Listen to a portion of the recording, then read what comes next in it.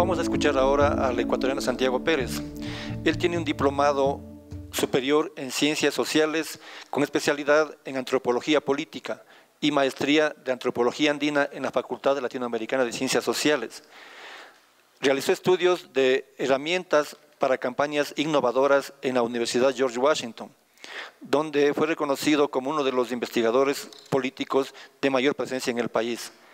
Actualmente es director general de Opinión Pública Ecuador, que está orientado en el desarrollo de consultorías e investigación en ciencias sociales. Adicionalmente, realiza investigaciones de mercadeo y de encuestas de opinión pública y otras actividades relacionadas con la enseñanza y la capacitación. Santiago, por favor. Muchísimas gracias, buenos días.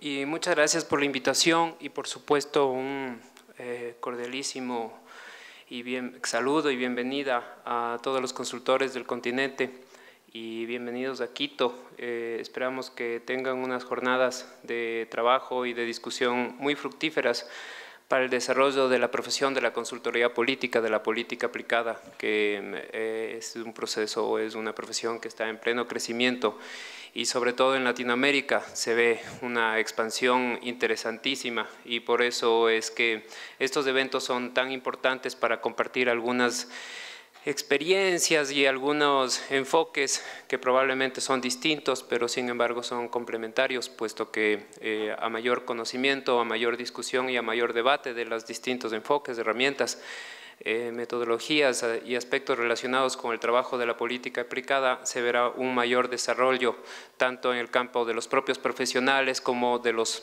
políticos, de los medios de comunicación, que es muy importante, y de los ciudadanos en general, y esto es una contribución también al fortalecimiento de la democracia en nuestros países. Yo le he titulado Herramientas de investigación a una breve presentación que la voy a tratar de hacer lo más corta posible, en vista de también la oportunidad de compartir en este panel con otros especialistas que también vamos sin duda a complementar nuestros enfoques y conocimientos. A manera de apertura, yo quiero hacer una reflexión y una serie de comentarios de lo que ha sido mi experiencia profesional, personal en el campo de la investigación de la opinión pública, estudios sociales y estudios de política y de elecciones, y transmitirles a ustedes lo que son simplemente algunas ideas probablemente todavía desordenadas, no sistemáticas, de algunos aprendizajes que yo he logrado a lo largo de mi carrera profesional sobre estudios políticos especialmente. A manera de apertura, esta constatación que es casi obvia, lo que yo veo una y otra vez en el Ecuador y en otros países latinoamericanos, ¿qué es lo que espera el público latino? Cambio. ¿Qué es este cambio? Es súper difícil definir exactamente qué es el cambio, pero nosotros encontramos una y otra vez en las encuestas cuando les preguntamos ¿quién quiere usted que sea el próximo alcalde? ¿Quién quiere usted que sea el próximo presidente? Te dicen gente nueva, alguien nuevo, no más de lo mismo. Y esto a mí me parece que proviene de una situación estructural de la sociedad latinoamericana. Primero, haciendo un poco de historia, pero no me quiero meter en profundidades, sin embargo, hacer una breve referencia a la formación sociopolítica de los estados nacionales latinoamericanos que se formaron a partir de una élite gobernante que gobernó alejada del pueblo y eso imprimió al sistema político y a la cultura política latinoamericana de esta sensación de necesidad de cambio a partir de esa sensación de exclusión. El segundo factor estructural que me parece a mí que explica este anhelo, ansiedad, avidez por el cambio es que vivimos en una sociedad principalmente joven. Si uno mira la pirámide poblacional, tenemos que, al menos en el caso ecuatoriano, más de la mitad del electorado tiene menos de 35 años y estamos viviendo cambios extraordinarios. La sociedad está avanzando en términos importantísimos, en términos de educación. Hay también otros factores, también los mencionó Ralph Murphy, como por ejemplo la migración, la interconexión que están ocasionando estos cambios extraordinarios en nuestra época y por lo tanto también esta sensación de que estamos viviendo cambios y que por lo tanto los políticos y los partidos y los gobernantes tienen que sintonizarse con este anhelo de cambio del grueso de la población. Voy a hacer referencia, en segundo lugar, a unas 4 ideas que a mí me incitan mucho y son tomadas principalmente de algunos filósofos. Pido disculpas por eso, porque no me quiero meter otra vez en Honduras, aunque sí mencionarles algunas ideas que a mí me incitan mucho y que guían el camino de exploración de la investigación social y política en la que me encuentro dedicado. En primer lugar, cito el título del libro Tratado contra el método de Paul Feyerabend, que me parece que es muy enriquecedor para los investigadores y un poco el resumen de las propuestas, de los postulados de Feyerabend, que es un metodólogo que escribía este tratado contra el método y hacía una aproximación anarquista del conocimiento. Propone Feyerabend no ser dogmático, ser libre en términos de metodología de la investigación, no estar enteramente a favor ni en contra de ninguna institución ni ideología, tratar de alcanzar, sin que esto sea absolutamente posible nunca, un máximo de neutralidad e imparcialidad. En tercer lugar, apelar a la razón tanto como a las emociones, puesto que ambas tienen igual jerarquía de valor. Y esto es muy importante. Las personas sienten y piensan y a veces es muy sutil la diferencia entre el pensar y el sentir. Y si los investigadores tenemos en cuenta esto, vamos a descubrir que muchas de las respuestas, por ejemplo, de las personas que hacemos en nuestras encuestas, están mezcladas ambas cosas, una mezcla de razón y de emoción, y por lo tanto la investigación tiene que partir de ese reconocimiento. También tomar en cuenta todas las opiniones y métodos. Yo recuerdo las palabras de un querido amigo que decía que él no es anarquista porque eso le resulta demasiado limitante.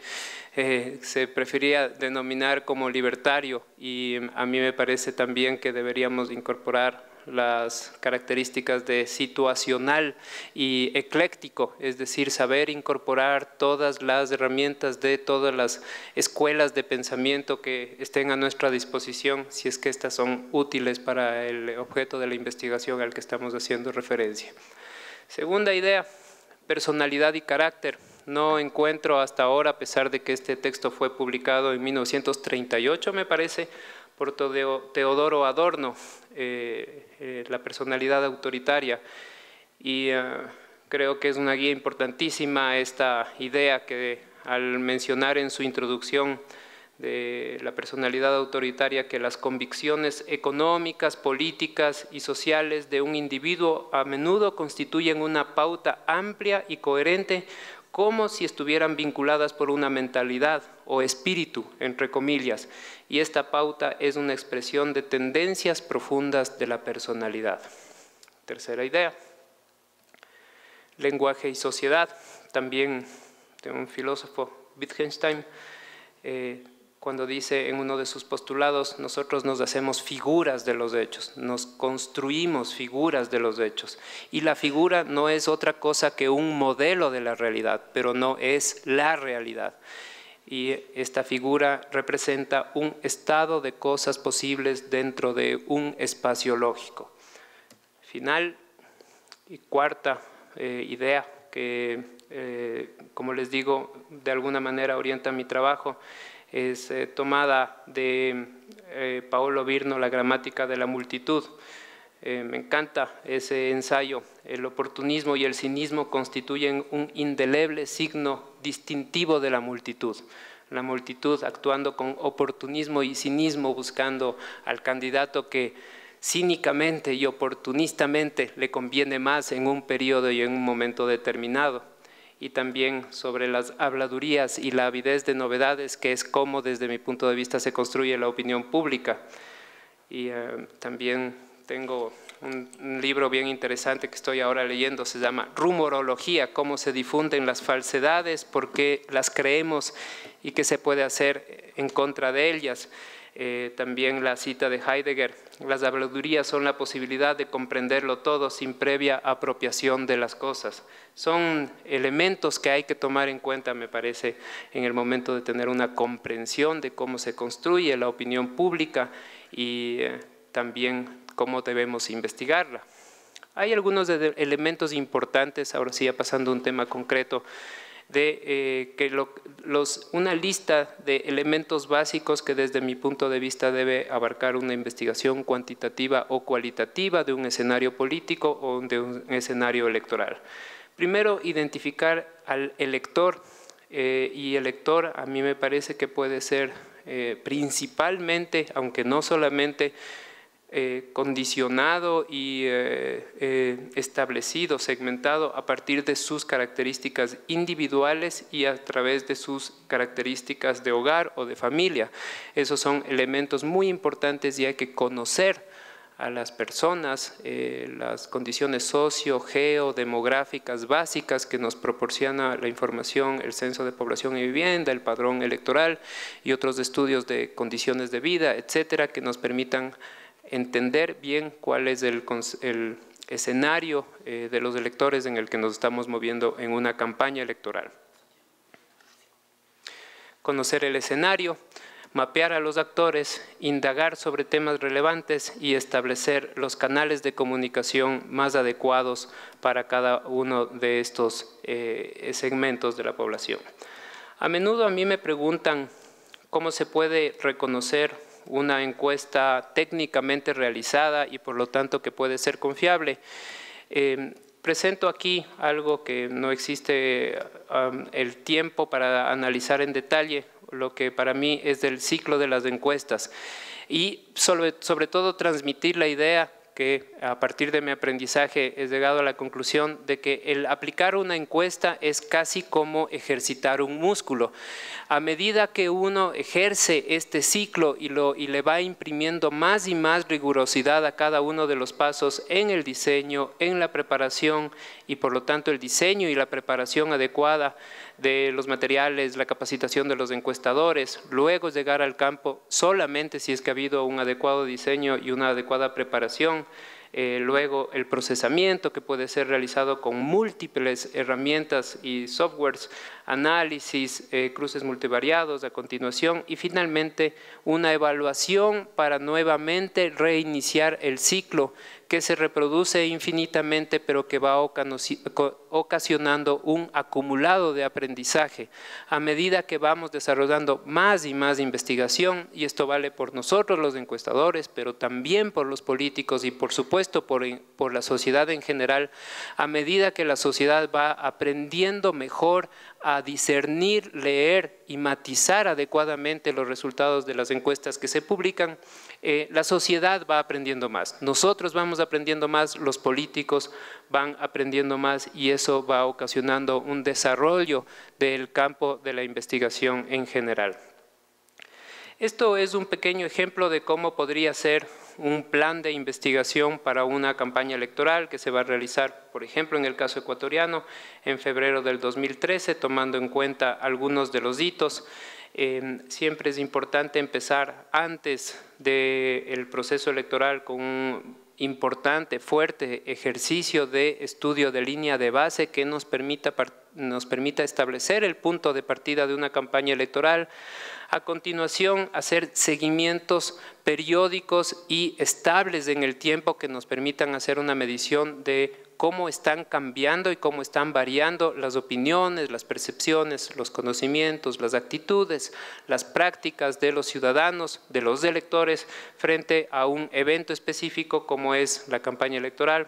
Pocos días antes a medida que se va acercando el día de las elecciones, la decisión se va a ir volviendo más fuerte y por lo tanto el ejercicio de tracking diario es un ejercicio muy interesante que permite ir ajustando la estrategia electoral de los últimos días, que son tan importantes, aunque no lo son todo. Una campaña que empieza tarde, prácticamente ya no tiene nada que hacer una vez que ya ha empezado la campaña electoral propiamente dicha. Siempre es importante, recomendable terminar con un estudio postelectoral que nos permita saber cómo, por qué, cuáles fueron las razones asociadas al voto de las personas, por qué votaron por un determinado candidato, por qué escogieron al ganador y por qué no escogieron al perdedor. Es siempre importante. Hay unos 3 momentos importantes que se deben tomar en cuenta también para ir midiendo la identidad, es decir, cuánto es conocido un determinado candidato o lista de candidatos, la profundidad, es decir, los atributos positivos o negativos con los que cuenta ese candidato o lista de candidatos. Solamente un candidato que ha logrado adquirir una base de identidad y de profundidad puede posicionar un determinado mensaje de una manera adecuada, y eso es la casi última fase de la campaña, posicionar una imagen con un mensaje. Y finalmente el tema de petición de voto. A veces las campañas empiezan haciendo al revés, pidiendo el voto y después dando a conocer los candidatos, y la secuencia lógica debería ser esta: tú me conoces, conoces mis propuestas, conoces que soy capaz de solucionarlo y por lo tanto te pido tu voto. Y finalmente también otro momento y otro movimiento de la campaña que debe ser medido y monitoreado es, primero, al inicio de la campaña, por lo general, detectar dónde están y explotar a los electores leales, pero el grueso de la campaña va a estar dirigido hacia los indecisos, que son posibles votantes. Unas 2 referencias más para terminar sobre el escenario electoral, cómo lo visualizo para el 2012-2013. Este es el tracking de la calificación de la labor del presidente Rafael Correa de los últimos meses, empezando en enero del 2011 y terminando en una última encuesta del 5 de mayo del 2012. Como pueden ustedes ver, es algo inusitado y que llama mucho la atención la calificación positiva del presidente. Los positivos son la línea amarilla, los negativos son es la línea gris, y vemos que más o menos ha mantenido estable esa calificación positiva. Son encuestas nacionales que son realizadas en un ámbito urbano y rural en el Ecuador. Y hay un pequeño comentario. Yo pienso que para entender la diversidad y la complejidad del escenario político ecuatoriano se deben abordar estos estudios de carácter nacional que entiendan la realidad urbana y rural de un país como el Ecuador, y me parece que es insuficiente cuando realizamos solamente en las principales ciudades, en las zonas urbanas, estudios, porque estamos perdiendo una porción importantísima del electorado. Solamente hacer una referencia final con respecto a este panorama preelectoral del Ecuador en este momento. Un 33% dice que ya tiene decidido por quién va a votar para el próximo año de febrero del 2013. Un 17% dice que sí ha pensado, pero que todavía puede cambiar de opinión. Y un 50% de los electores dicen que no ha pensado nada todavía. Como podemos ver, entonces, esa es la situación en este momento. No se puede pronosticar un resultado electoral en esta situación. La intención de voto es demasiado blanda y demasiado incierta como para hacer un pronóstico, como equivocadamente me parece que algunos analistas y medios de comunicación están interpretando en este momento la realidad. Quería dejarles con esa reflexión porque me parece que es muy importante mirar en cada momento la situación, la realidad de cada uno de los escenarios políticos electorales para llegar finalmente a mi conclusión. El apoyo que puede lograr un proceso político, un gobierno, un líder político, un candidato, es resultado de un proceso complejo. La gente espera el cambio para mejorar, es un sentimiento emocional y concreto a la vez. La investigación debe adaptarse a las necesidades prácticas y a la diversidad social, regional, cultural, política, coyuntural, histórica de un determinado momento, y por lo tanto hay que innovar siempre las herramientas de investigación. Y finalmente, yo pienso que una cosa que nos hace mucho daño es trasladar mecánicamente herramientas del marketing comercial a el marketing político, por llamarle así, o a la mercadotecnia política. Creo que tienen naturaleza completamente distinta y por lo tanto no se deben aplicar las leyes del mercadeo a el ejercicio de la política, porque eso es una gran equivocación que ha causado mucho daño en la tergiversación de la naturaleza de nuestro trabajo. Muchísimas gracias.